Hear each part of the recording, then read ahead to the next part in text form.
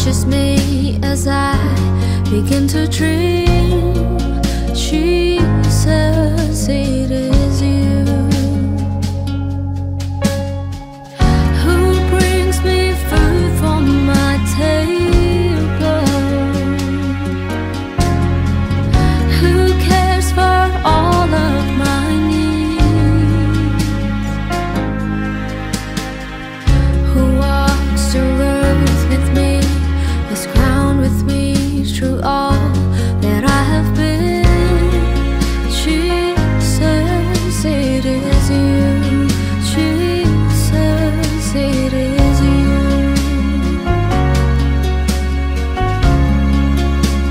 I lift my hands,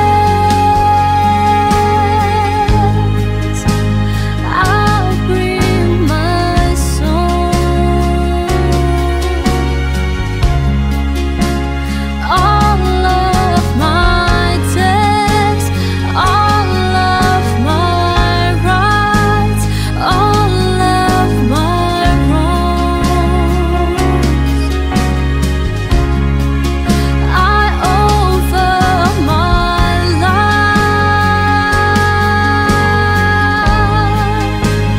here and beyond,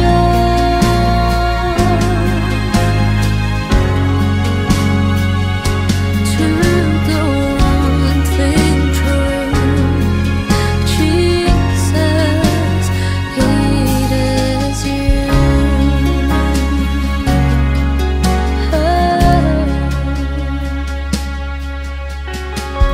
Who sees my brokenness and carries me when I'm frail and weak. Jesus, it is you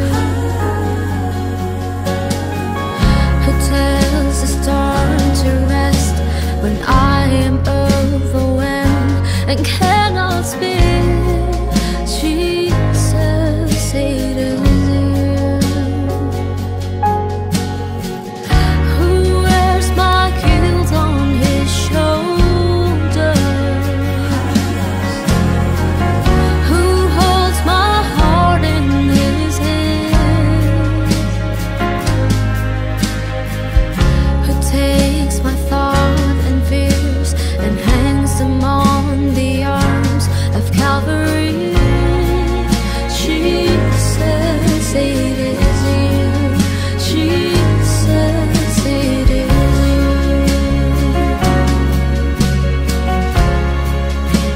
I lift my hands, I'll bring my song. All of my days, all of my rights, all of my wrongs, I offer my life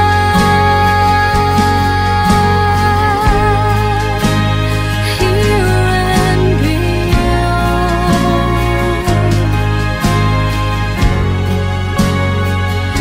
to the one thing true.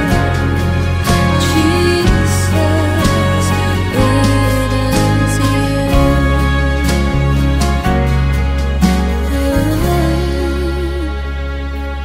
To the one thing true. Jesus, it is you.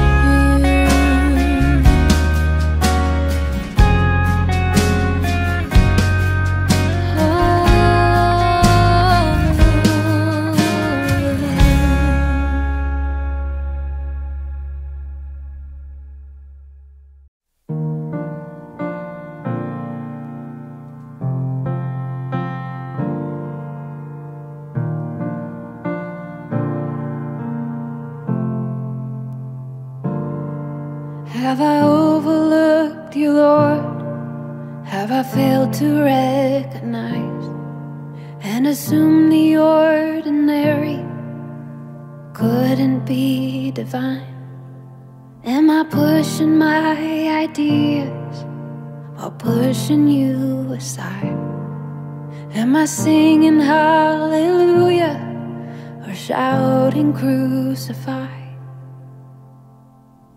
Oh, Son of David, please don't pass me by. Show me all the places where my heart has been blind. I don't wanna miss you walking right before my very eyes. Oh, Son of David, please don't pass me by.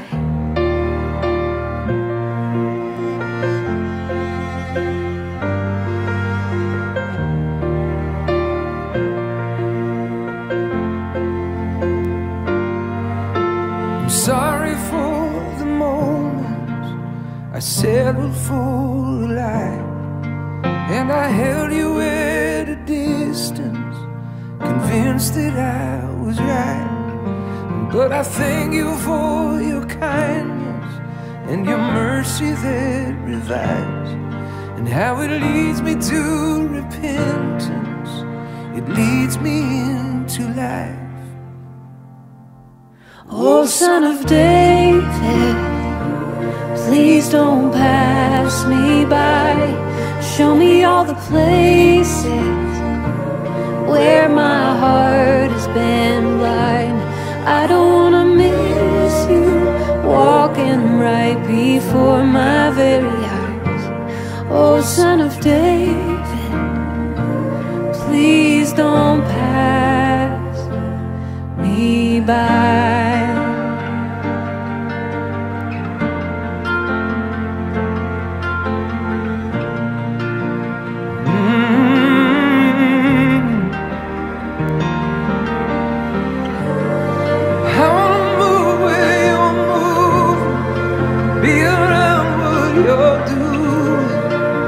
So open my eyes, God, open my eyes.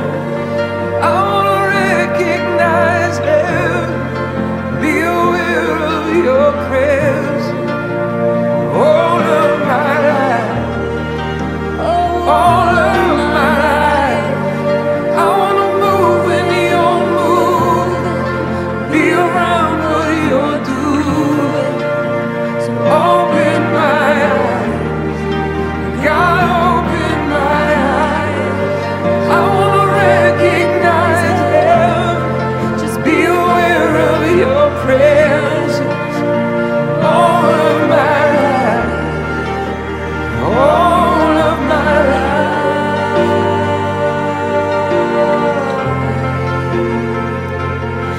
Son of David, please don't pass me by. Show me all the places where my heart is blind. I don't wanna miss you walking right before my very eyes. Oh, Son of David, please don't pass me by.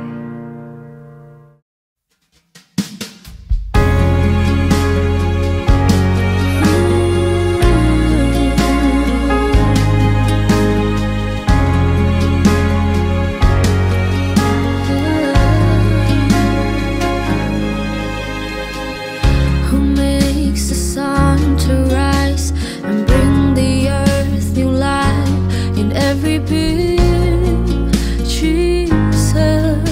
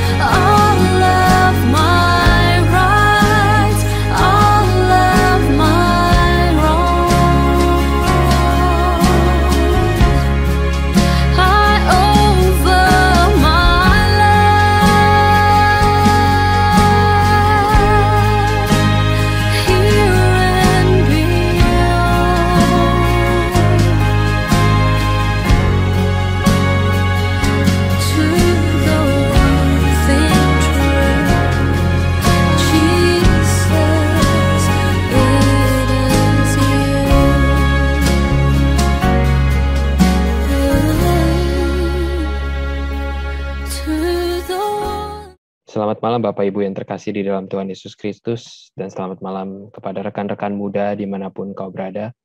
Kembali lagi bersama dengan Oase, sebuah momen di mana kita akan bersama-sama mengambil waktu berdiam dengan tenang malam ini.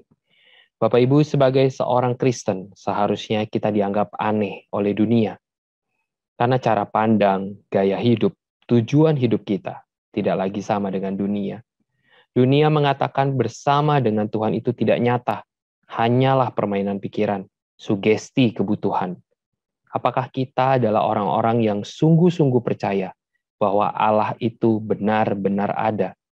Atau kita hanya terkadang mengaku dan lebih sering kita meragu? Mari Bapak Ibu, kita mengambil waktu berdiam di hadapan Tuhan.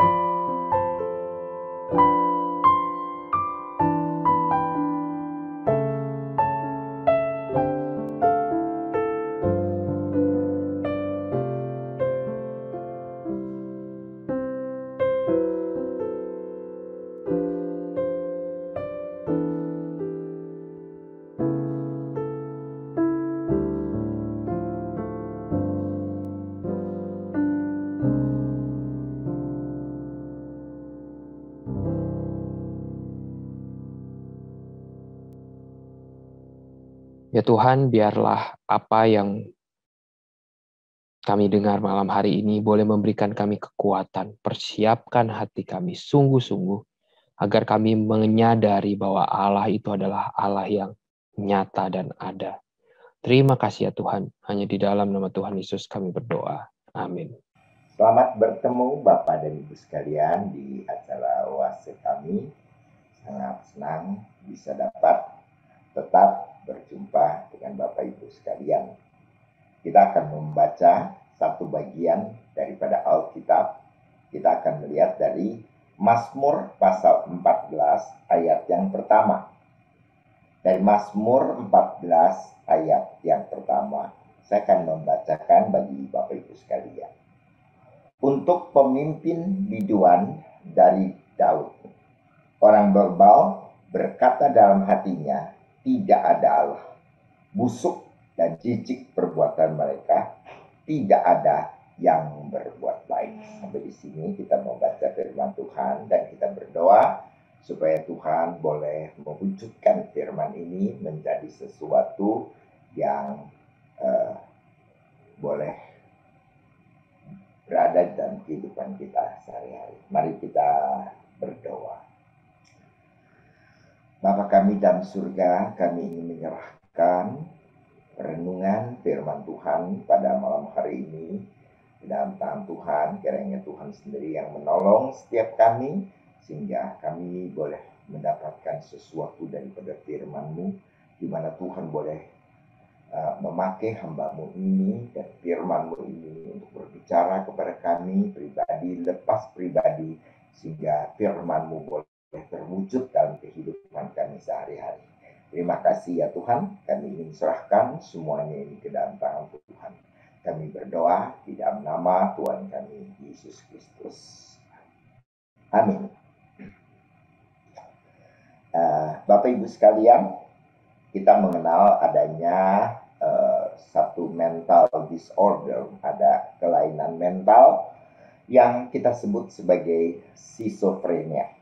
Schizophrenia adalah satu sikap mental, merupakan kerusakan mental yang serius, di mana seseorang yang disebut schizophrenia itu dia itu melihat realitas tidak sebagaimana mestinya. Dia melihat realitas dan menginterpretasi realitas itu, tetapi realitas yang diinterpretasi itu tidak normal, ya, merupakan sesuatu yang tidak abnormal, sesuatu yang abnormal begitu. Bapak Ibu mungkin pernah mendengar John Joe, ya, seperti demikian, ya. Di rumah sakit jiwa ada tentunya di sana banyak sekali orang yang sakit jiwa, dan tentunya mereka banyak yang mengalami schizophrenia ini, ya, sikap mental disorder, gitu kan. Nah, jadi pada suatu waktu begitu ada seorang gila, ya, lalu kemudian dia ambil sebuah bangku yang tinggi, begitu kan. Dia duduk di sana, lalu kemudian dia mancing di wastafel, ya, tempat cuci tangan. Jadi dia memancing di sana, begitu kan, berjam-jam dia duduk di sana dengan sangat sabar, begitu kan, untuk memancing, begitu kan, seperti orang layaknya memancing ikan di kolam atau di tepi danau, begitu kan. Nah, kemudian dokter di rumah sakit jiwa itu lewat. Biasanya dokter itu akan berusaha untuk menyelami pemikiran daripada si orang yang schizophren ini, begitu kan, sehingga pada waktu dia lewat, kemudian dia bertanya kepada si pasien yang sakit jiwa ini. Nah, dia bertanya, bagaimana, apakah kamu udah dapat banyak ikan, begitu kan. Lalu si schizophren ini kemudian melotot, dia mengawasi si dokter dengan sikap yang rasanya melihat benda aneh, begitu kan. Dan setelah itu dia berkata, dokter ini gila ya, udah tahu saya mancing di wastafel, mana bisa saya dapat ikan, katanya begitu. Nah, jadi kita lihat orang yang schizophren itu mempunyai interpretasi terhadap realitas yang berlainan, ya, daripada orang-orang yang normal. Dia menafsirkan secara tidak tepat, begitu kan. Jadi mana ada orang yang normal yang memancing di wastafel, begitu kan, ya. Nah, cerita yang lain lagi, misalnya ada seorang schizophren, ini mungkin tidak terlalu berat seperti yang kita ceritakan di dalam cerita yang pertama, ya. Nah, ini schizophren ini selalu takut begitu bahwa gelombang TV itu akan merusak otaknya, ya.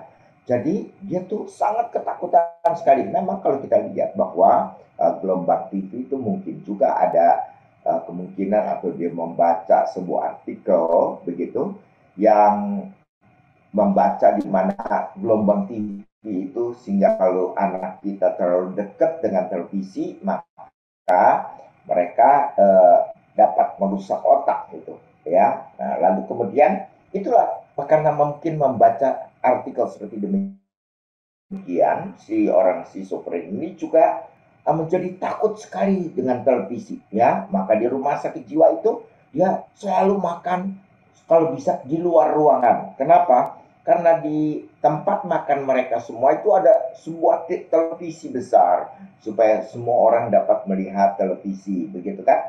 Nah, dia malah takut sekali.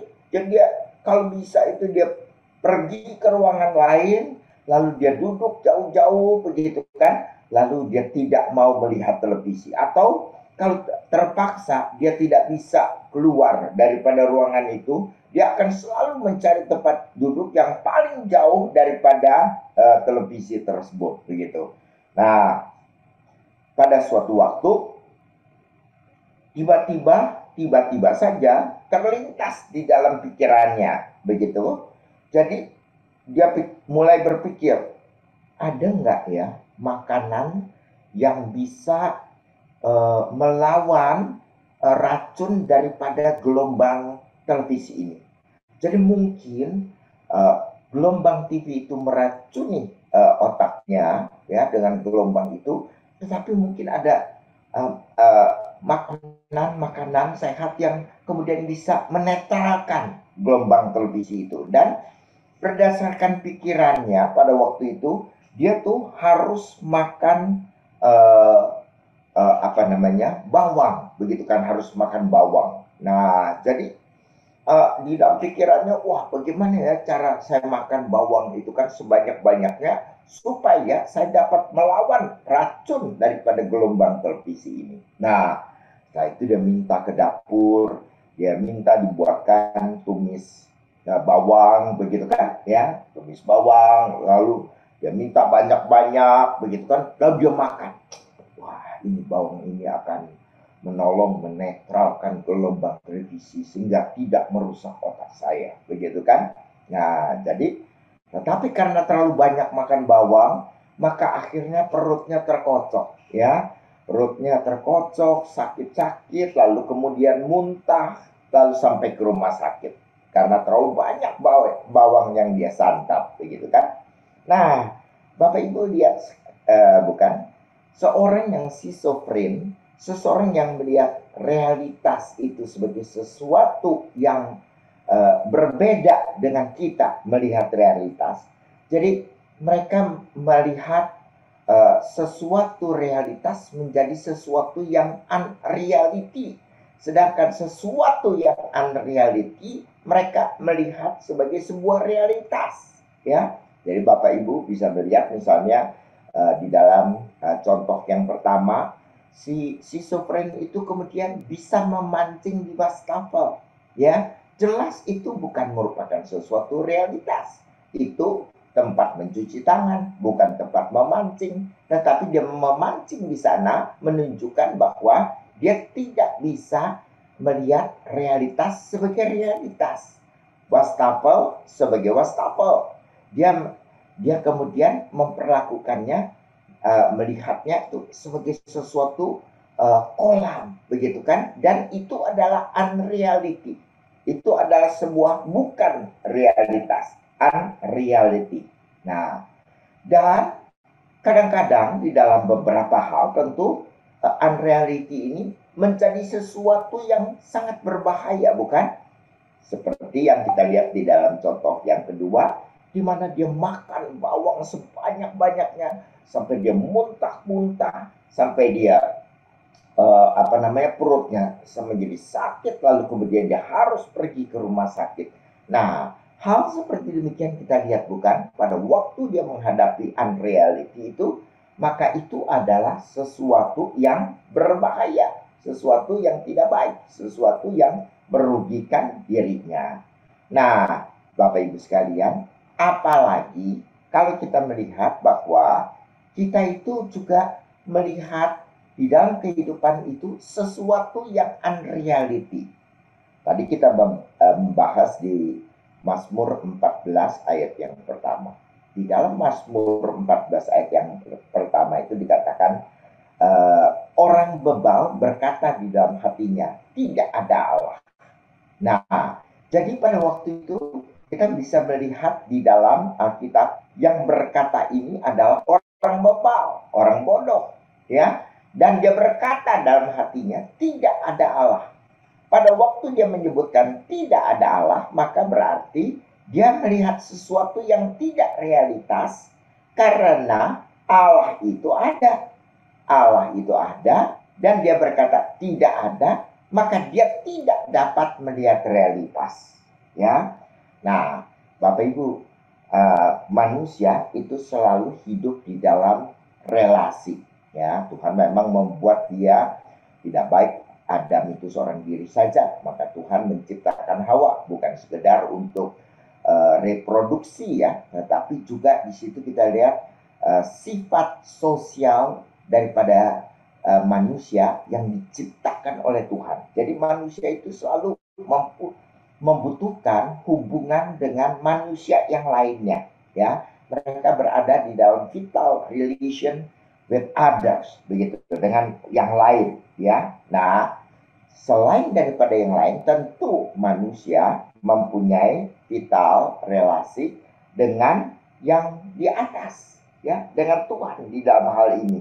Nah, jadi pada waktu si orang bebal ini berkata tidak ada Allah, itu kan merupakan sesuatu kebahayaan buat dirinya. Sehingga pada waktu dia menyelesaikan hidupnya, begitu kan, dan ternyata dia bertemu dengan Tuhan, maka artinya itu merupakan sesuatu yang keberbahayaan yang sangat, karena dia tidak dapat melihat Tuhan di dalam kehidupan. Dia menganggap bahwa Tuhan ini adalah sebuah unreality, sebuah bukan realitas. Dia menganggapnya seperti itu, ya, sehingga kemudian dia akan mengalami kematian kekal, di mana dia harus terpisah selama-lamanya dengan Tuhan, ya. Nah, jadi kita lihat, bukan? Nah, terutama apalagi di dalam kehidupan spiritual, bukan? Ya, pada waktu dia berkata tidak ada Allah, maka itu merupakan suatu kebahayaan yang dia membawa dirinya sedemikian rupa sehingga dia tidak akan mendapatkan keselamatan, ya. Dia harus menjalani destininya, dan dia tidak bisa bertemu dengan Tuhan, dia terpisah dengan Tuhan selamanya, dan dia tidak bisa diselamatkan. Nah, jadi sesuatu unreality itu merupakan sesuatu keberbahayaan yang sangat besar sekali, apalagi kalau menyangkut spiritual. Nah, Bapak Ibu sekalian, tetapi kalau kita melihat begini, ya, bisa juga sesuatu yang kita lihat realitas, tetapi realitas itu menutupi realitas yang lain. Misalnya, uang adalah sesuatu yang realitas. Bapak Ibu kalau punya uang, Bapak Ibu kalau punya hal-hal yang materi, begitu, itu merupakan sesuatu yang realitas. Jadi kita tidak bisa berkata, oh, uang itu cuma unreality, begitu ya, sesuatu yang tidak realitas. Mungkin kita schizofren kalau seperti demikian. Nah, jadi uang adalah sesuatu realitas, ya. Tetapi kita melihat bahwa satu realitas bisa saja merupakan sesuatu realitas yang lebih besar daripada hal itu. Misalnya Bapak Ibu sekalian, hidup secara jujur mungkin satu realitas yang lebih tinggi daripada sekedar uang, ya. Itu juga realitas. Nama baik adalah realitas, ya. Tapi Bapak Ibu kalau menunjukkan dalam kehidupan, ya, dan lebih mementingkan realitas uang dibandingkan dengan realitas daripada nama baik dari Bapak Ibu sekalian, maka kita lihat bahwa Bapak Ibu juga melihat sesuatu yang kurang real, karena uang dibandingkan nama baik adalah lebih baik nama baik, sedangkan Bapak Ibu mementingkan uang sebagai yang lebih terutama, sehingga di dalam hal itu pun sebenarnya seolah-olah kita tidak dapat melihat realitas yang lebih besar di dalam kehidupan kita. Kita tidak bisa melihat hal-hal yang jauh lebih besar daripada realitas yang lain. Tidak dapat membandingkannya, tidak dapat melihatnya, tidak dapat menilainya, sehingga sedemikian rupa pula kita tidak dapat melihat satu kenyataan realitas yang sebenarnya lebih baik daripada itu. Nah, jadi bagaimana kita dapat melihat, begitu kan? Andai kata Bapak Ibu orang yang sangat terikat dengan materi, begitu kan? Jadi Bapak Ibu kan melihat materi adalah segalanya. Wah, pokoknya yang paling penting hidup dan dunia ini adalah punya materi. Sebab uang itu, money can buy everything. Bahkan Wahyu pun mengakui hal itu sebagai reality. Bahwa uang, money can buy everything.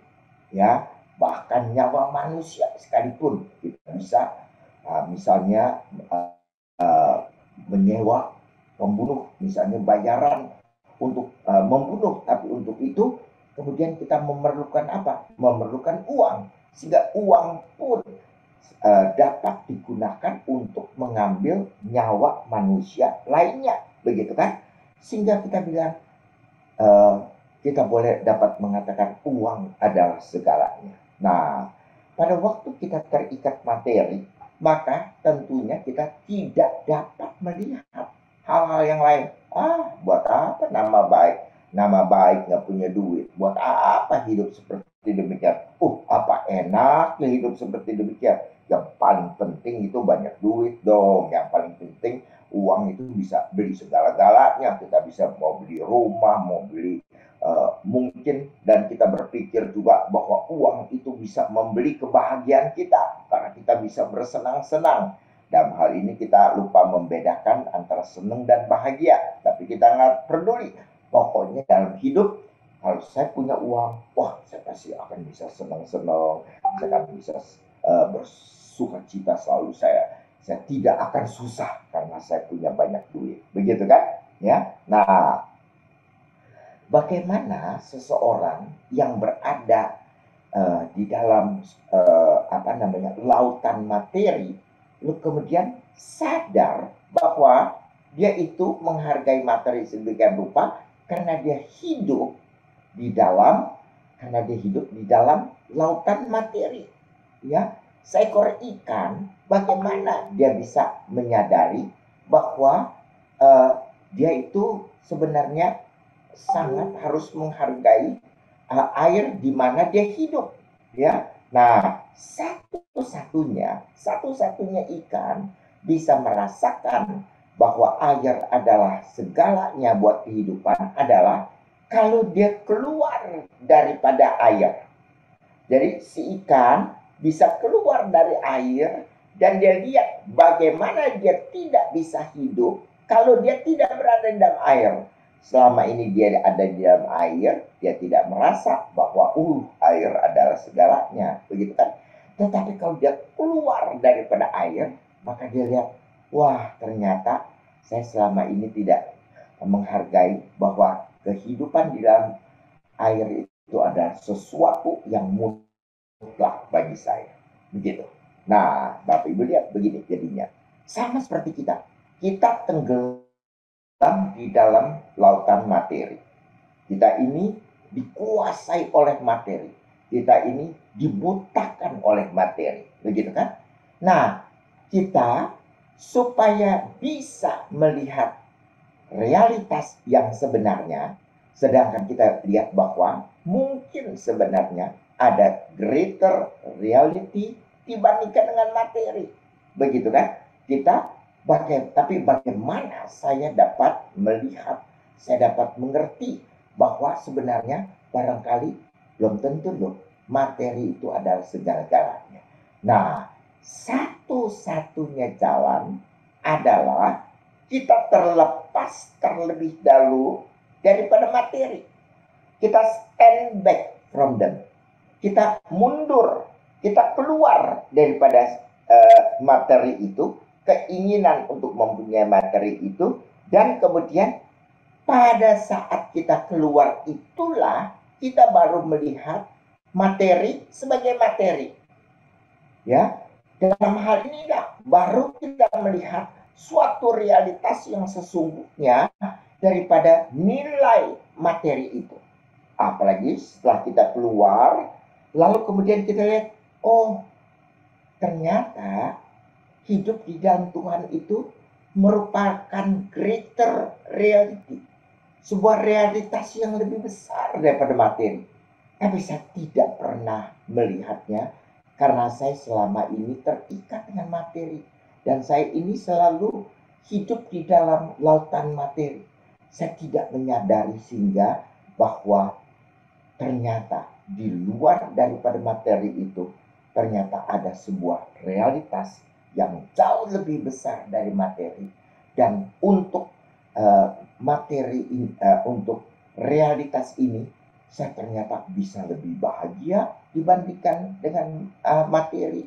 Saya bisa lebih tidak khawatir dibandingkan kalau saya punya materi banyak, saya takut hilang, begitu kan? Saya lebih sejahtera dan berbeda dengan kalau saya punya kesenangan karena materi. Sangat berbeda sekali apa yang kita lihat. Nah, dan kita baru bisa sadar, tetapi setelah kita keluar dari realitas yang kita tenggelam selama ini. Sehingga realitas itu menjadi realitas, yaitu apa adanya, materi es materi. Begitu kan? Dan materi adalah bukan segalanya. Nah, kita keluar dulu. Kita keluar daripada lautan, lalu di situ kita melihat ternyata lautan materi bukan satu-satunya realitas yang justru akan membahagiakan saya. Tapi there is another greater reality for me. Ada suatu realitas yang lebih besar daripada saya. Yaitu waktu kita hidup di dalam Tuhan. Sebagai kontras, hidup di dalam materi. Nah, Bapak Ibu sekalian, jadi kita tidak mungkin dapat membandingkan mana yang realitas, mana yang unreality kalau kita tidak keluar atau kita tidak terlepas daripadanya. Kalau kita tidak stand back daripada semua itu. Kita stand back, lalu kemudian kita melihat, barulah kemudian kita melihat bahwa oh ternyata hidup di dalam Tuhan adalah hidup yang lebih indah. Hidup dengan Tuhan ada hidup yang sungguh-sungguh. Hidup di dalam Tuhan itulah realitas yang paling besar di dalam kehidupan saya. Dan justru pada waktu saya waktu saya melihat realitas di dalam semuanya itu, maka saya bisa melihat bahwa itu adalah suatu ultimate reality. Satu realitas yang terutama, yaitu pada waktu kita hidup bersama dengan Tuhan, tidak bersama dengan yang lainnya sebagai suatu realitas, tetapi suatu realitas yang tidak unreal bagi kita karena ada realitas yang lebih besar. Kiranya Tuhan menolong setiap kita keluar daripada sesuatu yang tidak real, sesuatu yang unreal. Meskipun itu adalah real, tetapi kita hidup di dalam satu greatest reality di dalam kehidupan, yaitu kita hidup bersama-sama dengan Tuhan. Mari kita berdoa.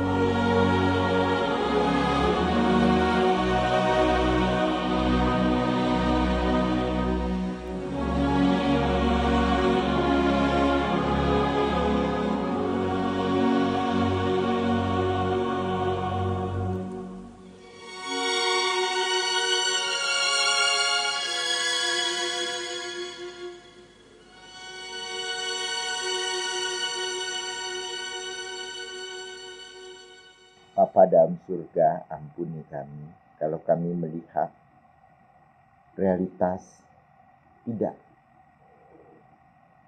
dan bukan sebenarnya realitas yang utama. Tetapi kami menganggapnya sebagai sebuah realitas utama dalam hidup kami. Sehingga realitas itu menjadi tidak realitas. Bapa dalam surga, ajar kami melihat bahwa realitas utama adalah Tuhan. Dan hidup di dalam Tuhan adalah realitas yang terutama bagi kami. Yang seharusnya kami hidup di dalam. Yang seharusnya kami ikut di dalam model kehidupan di bawah realitas yang sesungguhnya dan yang terutama. Biar Tuhan tolong setiap kami boleh hidup di dalam realitas yang sesungguhnya, yang terutama di dalam kehidupan kami. Tolong kami ya Tuhan. Kami berdoa di dalam nama Tuhan kami Yesus Kristus. Amin. Pelayanan Oase adalah pelayanan mingguan. Bapak Ibu silahkan mengikuti Oase melalui YouTube. Bapak Ibu bisa mensubscribe YouTube channel SMC untuk mendapatkan reminder setiap minggu malam. Bagi Bapak Ibu yang terpanggil untuk memberikan persembahan bagi pelayanan SMC, silakan Bapak Ibu boleh men-scan QR Code yang ada di layar, atau Bapak Ibu boleh memberikan persembahan melalui transfer rekening bank. Demikian pelayanan Oase pada malam ini. Marilah kita mengenal Allah lebih dekat hari ini dibandingkan hari kemarin. Tuhan Yesus memberkati. The Lord bless you and keep you. Make His face shine upon you and be gracious to you. The Lord turn His face toward you and give you peace.